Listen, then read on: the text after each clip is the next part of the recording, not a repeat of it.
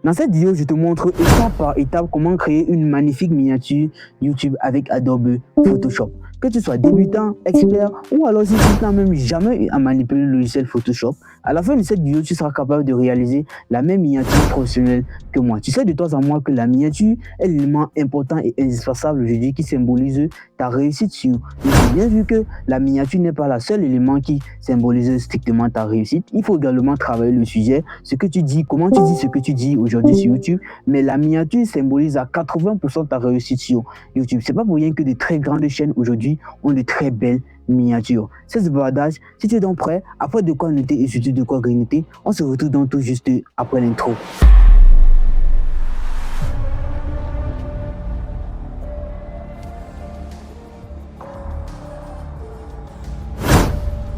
Mais avant que je me présente ultra rapidement, je suis tout simplement Amel Franca, graphiste mini-maker. Ici, je partage mes techniques de réalisation pour t'aider à améliorer ton instinct design et de devenir professionnel. Donc, si tu es donc dans le but d'apprendre le mini-making ou alors le graphisme, mais tu n'as pas encore l'argent pour t'acheter une formation, alors bienvenue. Sur cette chaîne, je te partage les techniques pour t'édifier, tout ça gratuitement. Donc, je serais extrêmement reconnaissant si tu t'abonnes sur cette chaîne, de liker. Chaque semaine, on crée de très belles vidéos. C'est ce bardage. On passe donc sur mon ordinateur et pour commencer le tutoriel. Alors là, nous sommes devant notre ordinateur. Alors, petit rappel, tous les outils que je vais utiliser dans cette vidéo, je mettrai ça également dans la description. Donc, chopez ça rapidement et venez, on continue le tutoriel. Je mettrai tout ça dans un document Google Drive dans la description. Alors, une fois que nous sommes devant notre ordinateur, la première chose qu'on doit faire directement à nouveau notre logiciel Word, Adobe Photoshop, pardon. On vient dans nouveau. Les dimensions, ici, là, on prend la largeur à 1280 et la hauteur, on laisse à 772. La résolution, on peut laisser à 300. J'aime travailler avec les traits grands rangés. Et le reste, on ne s'intéresse pas, on clique juste sur créer. Hop. Alors, une fois que notre espace a été créé, la première chose qu'on doit faire directement, on doit importer la photo de nos personnages. Pour ça, on vient dans Fichier, Importer et Incorporer. La première image, c'est cette image-ci.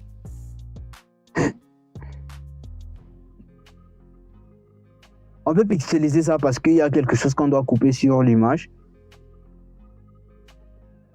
On peut prendre l'outil. Cet outil-ci là. On se rassure d'abord de pixeliser l'image avant de supprimer. Sinon, l'image ne doit pas être supprimée. Et là, on fait également la même chose sur la seconde image. C'est l'image de la deuxième dame. On peut essayer d'agrandir ça. Je pense qu'on a superposé cette image-ci là en dessus. Et la deuxième doit rester en dessous. Du coup, on met ceci là en dessous. Ok. Super. Alors, une fois qu'on a fait ça, la chose qu'on doit faire avant de retoucher l'image de nos personnages, c'est l'arrière-plan. Donc, on doit d'abord ajouter notre arrière-plan, question de voir un peu à quoi ressemble déjà notre miniature. Et pour ça, on vient dans un fichier toujours, importer et incorporer du coup. Un truc que j'aime bien faire d'abord, c'est on va désactiver toutes les images. Avant de cliquer sur importer et incorporer, on met d'abord l'arrière-plan. On peut maintenir Shift et Alt. Non, on ne maintient pas, on laisse comme ça. On agrandit tout juste l'image. Cette taille, je pense que c'est bon. Super. Une fois qu'on fait ça, on doit mettre l'image en dessous. Et on peut déjà sélectionner tous nos deux images. Si là, on met ça dans un groupe. Hop, on active d'abord. Super, on voit que l'image, que l'arrière-plan convient nettement sur l'image, sur notre miniature.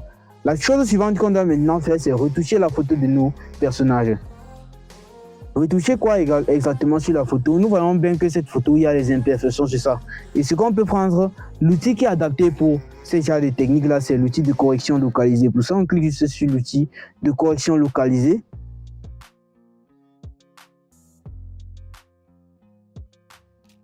On sélectionne l'image. À chaque fois qu'il y a une imperfection, on met juste un point comme ça, directement ça disparaît.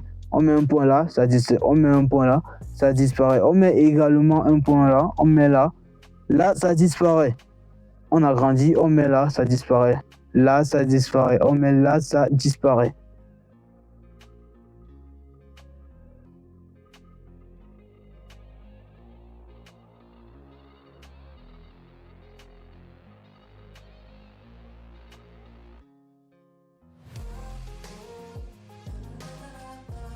Là, ça disparaît. Super. Une fois qu'on a corrigé, je sais pas une fois qu'on a tout corrigé, je pense que sur la main également, il y a les points. On clique juste hop.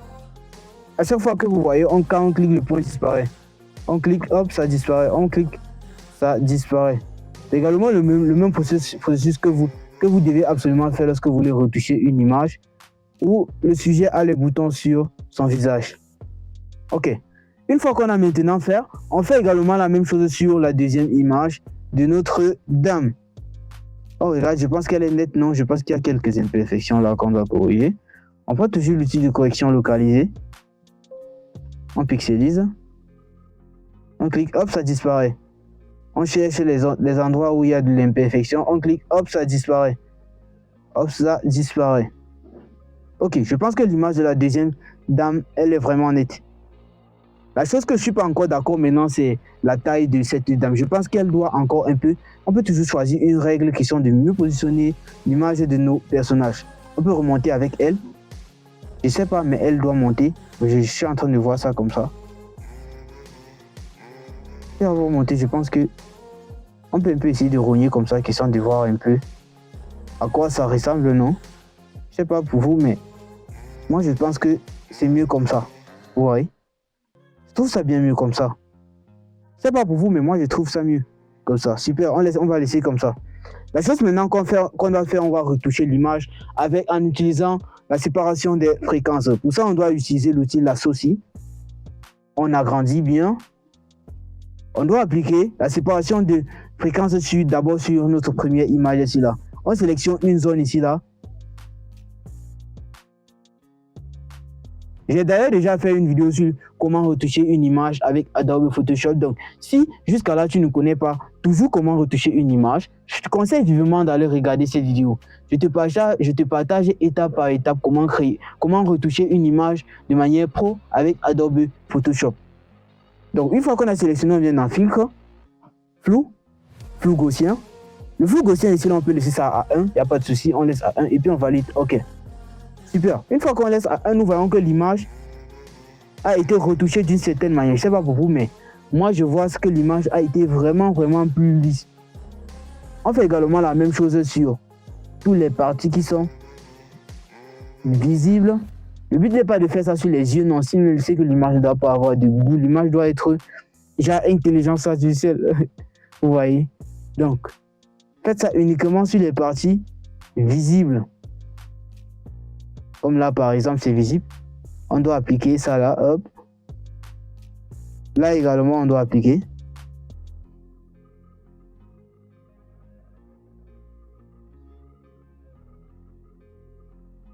Sur le cou également, on doit appliquer. Je pense que c'est visible. Le gaussien. Super.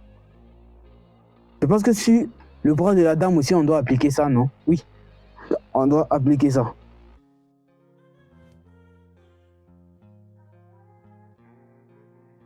Super. Ce côté également, oui. On doit appliquer également sur ce côté.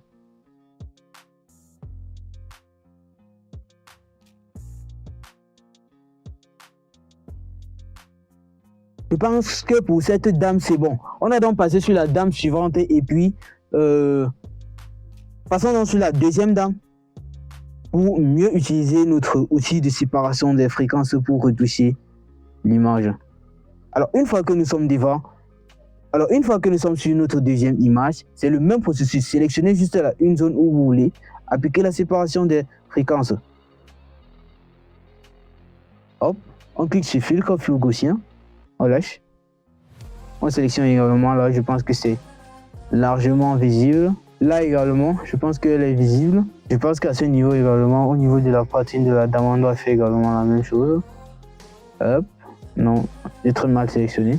Ok, la main également, on doit faire ça sur la main de la dame. Du coup, on sélectionne également.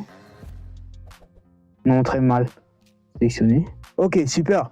Nous voyons maintenant que là, on vient d'ajouter la séparation des fréquences sur notre image. Il est bien vrai que ça n'a pas tellement changé, mais l'image a changé de manière professionnelle. On voit que là, l'image a été retouchée avec précision. La chose suivante qu'on doit maintenant faire, c'est la gestion colorimétrique. On doit un peu gérer la couleur sur nos personnages avant de commencer à peindre les likes. Pour ça, on vient d'abord sur la première image. On fait réglage, temps foncé et temps clair. On peut laisser ça à 35, le facteur à 35. On vient également sur la deuxième dame. Réglage, toujours. Temps clair. On laisse ça également à 35. On clique sur OK. Alors, une fois que maintenant on a appliqué la séparation des fréquences et également on a géré, on a appliqué le facteur, le temps foncé et temps clair, la chose suivante qu'on doit maintenant faire, on doit cliquer sur filtre. On doit ajouter les filtres sur notre image. On doit faire filtre caméra raw. On patiente. Le temps que ça charge, je vous prie déjà, je vous prie déjà et je vous demande de vous abonner. Et je remercie également tous ceux qui sont en train de s'abonner. Vraiment, ça me donne de la force également, du courage à continuer à partager des très belles vidéos comme ça sur la chaîne. Alors, une fois que ça s'ouvre, on est venu sur les réglages de base ici. La teinte, on peut essayer de monter avec la teinte. On peut laisser ça à 10, je pense. 10, c'est trop. Non, on laisse à 10. OK. Oui, on laisse à 10. La teinte. La teinte également, on met à 10.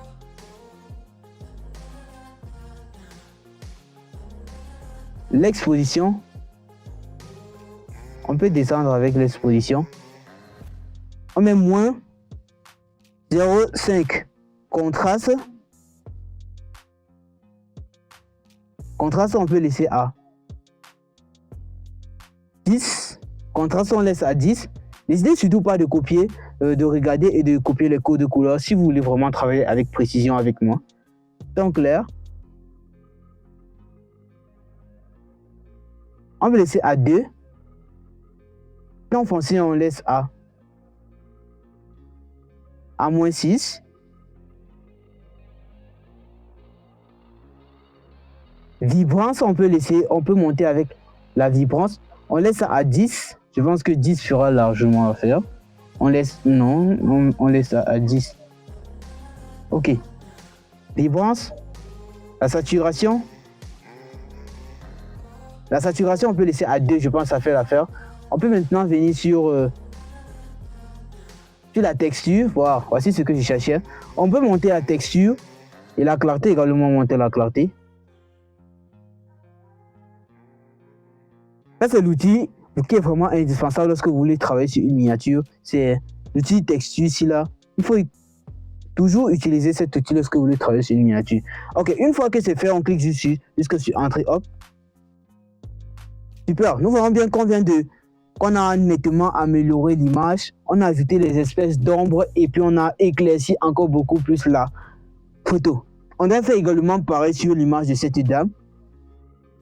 Pour raccourcir l'image, on peut juste venir sur filtre et puis on clique sur filtre caméra. Ce que ça va faire, c'est que ça doit appliquer les mêmes réglages qu'on a fait sur la photo précédente à la photo qu'on souhaite. On fait juste la même chose. Filtre caméra. Hein. Super. Nous voyons bien que ça a fait exactement la même chose qu'on a fait sur cette image. La chose suivante qu'on doit maintenant faire, on doit rajouter les espèces de lumière jaune et bleu. Donc, jaune de ce côté et bleu de ce côté. Pour ça, on vient dans Fichier, Importer et Incorporer. On choisit la lumière Glow. Le Glow, ici, là, on peut placer ça ici, là, comme ça. Et on fait également la même chose sur le côté droit. On fait toujours filtre, Importer et Incorporer. On place ici, comme ça. Je pense qu'on va placer ça derrière la dame. On doit changer le mode couleur ici là. On va mettre en lumière, en éclairci. Je pense qu'on laisse en éclairci comme ça. On va peut-être changer ça plus tard. Mais on laisse, pour le moment, on laisse d'abord en éclairci. On peut zoomer ça comme ça. La même chose ici, on met ça en éclairci. Je pense que celle-ci, on peut laisser en superposition. En superposition, on superpose juste ça. On peut déjà mettre le texte là. Je tiens à rappeler que cette miniature, c'est une miniature de style podcast. Donc, c'est exactement un peu comme ça alors qu'on veut concevoir une miniature style podcast. On vient sur outil texte ici, là. On fait un clic droit et puis on met déjà le nom de l'émission. Alors, le nom de l'émission ici, là, c'est Soko. Non, super. On fait CTRL T. On réduit déjà ça là. On réduit encore bien. Je pense que là également on réduit. À cette taille, c'est bon. Super. On laisse ça à cette taille. La même d'écriture, on laisse à Pop-in. Et là, on laisse en black, Pop-in black. Je pense que ça fait largement l'affaire. Ok. On passe ensuite à la partie la plus importante ici, là, c'est comment peindre les lights. Alors, pour peindre les lights, suivez juste cette vidéo, cette partie étape par étape et de manière précise, car je vais vous expliquer une bonne fois pour toutes comment peindre les lights de façon professionnelle. Alors, pour peindre les lights, c'est très simple. On crée déjà un groupe. On peut appeler ce groupe lumière jaune parce que sur cette miniature, on va créer deux lights. Donc, un light de couleur jaune et un light de couleur bleue. On crée déjà ici lumière. On peut mettre lumière jaune. On change le mode de couleur, on laisse à densité lumière moins. On fait un clic droit ici. On applique une couleur unie. On met la couleur en noir. On clique toujours là-bas. On applique, non, pas là-bas. On clique toujours là-bas ici. Cette fois-ci, on choisit un groupe de transfert de dégradé. Ici, on vient là, on choisit la couleur jaune. On clique sur OK. Alors, une fois qu'on a fait ça, maintenant, ce qu'on doit faire entre le groupe de dégradé et notre calque de lumière noire, on doit mettre un calque vierge au milieu. OK. Une fois qu'on met un calque vierge au milieu, on peut maintenant peindre les lights. Mais pas de façon, n'importe quelle façon. Il reste encore une chose à faire avant de commencer à peindre de façon professionnelle les lights. Regardez. Nous voyons là déjà que si on peut comme ça là, voilà les lights qui sont en train de sortir, mais c'est pas ce que nous on veut. Vous voyez? OK. Une fois qu'on a maintenant fait, on doit choisir l'image où on veut peindre les lights. On vient donc ici. Je pense que c'est sur cette image. On maintient CTRL. On fait un clic ici. On vient maintenant sur notre calque vierge. On applique un masque de fusion. Hop. Alors, une fois qu'on applique le masque de fusion, on peut maintenant peindre les lights de façon précise sur l'image. On a maintenant renversé l'image parce qu'il faut toujours renverser l'image lorsque vous êtes en train de vouloir peindre les lights. Et surtout peindre les lights de façon incurvée. Incurvée, comment c'est comme ça? Vous voyez? Comme ça, j'ai toujours dit qu'il faut peindre les lights comme ça et non comme ça. Il ne faut pas peindre les lights tout droit, mais peindre les lights de façon incurvée. Donc comment? On vient maintenant, on a déjà choisi l'outil pinceau. On réduit donc maintenant l'outil pinceau. On va peindre les lights de là à là. Donc de cette partie en haut.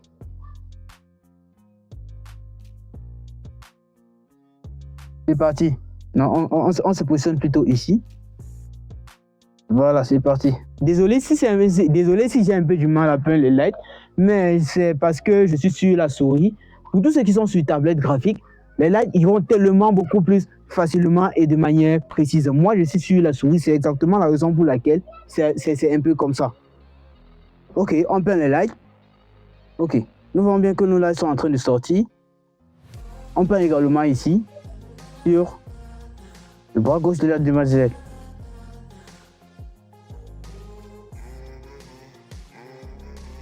Non, on peut rentrer derrière. Si on fait trop rentrer derrière, je pense que là également, c'est bon.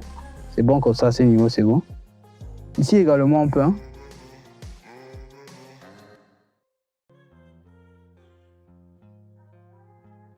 Ok, on peint.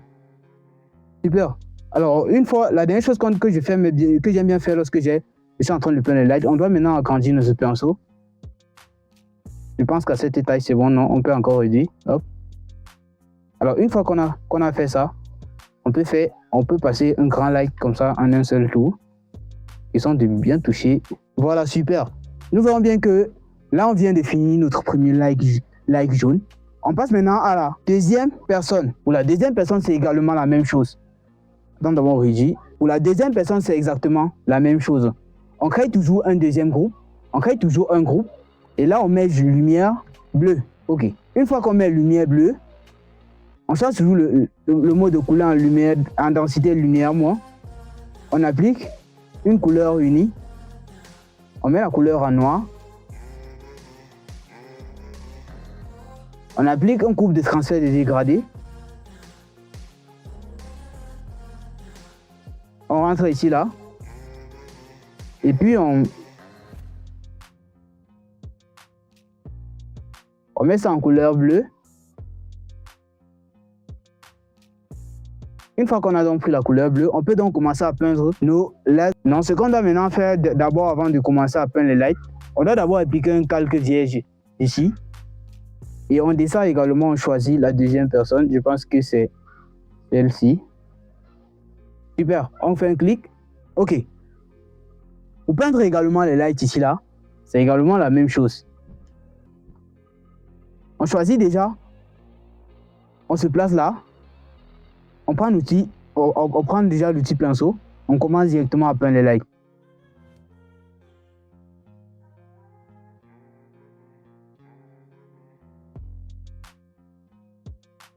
Là également, on peint les lights.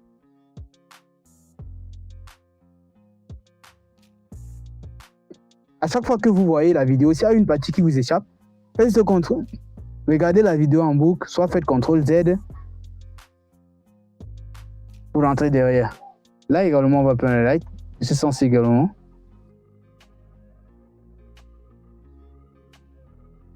Là également.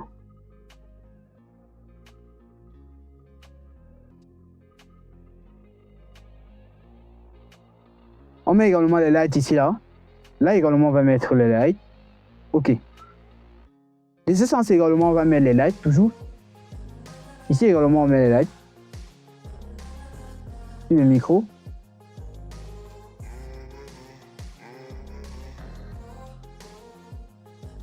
Là également, on doit ajouter, on doit un peu essayer d'augmenter notre calque.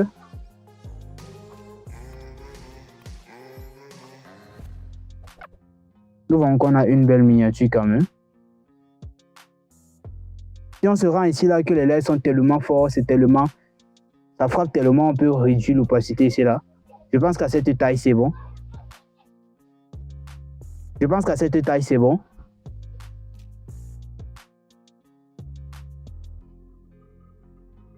Je pense qu'à cette taille c'est bon. Je pense que de ce côté aussi également il faut mettre les lights sur le micro. C'est ce micro-ci.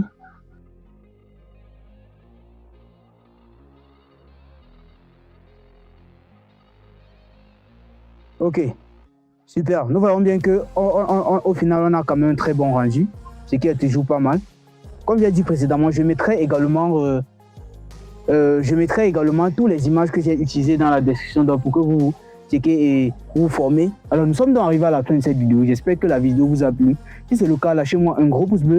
Abonnez-vous également afin de montrer à YouTube qu'on crée du très bon contenu ici là et afin d'également de propulser cette vidéo au plus haut sommet. Partagez également la vidéo autour de vous. Partagez la vidéo à tous ceux qui veulent apprendre, tous ceux qui veulent se former en graphisme ou alors le miniature making gratuitement. Voilà donc comment on peut faire pour réaliser une miniature style podcast avec Adobe Photoshop. J'ai tout expliqué. J'ai montré également comment recenser les éléments dans une miniature, comment peindre les likes. Et puis voilà, c'est tout. On se retrouve donc à très vite et à très prochainement pour une nouvelle vidéo. Et comme toujours, c'était Amel. Ciao.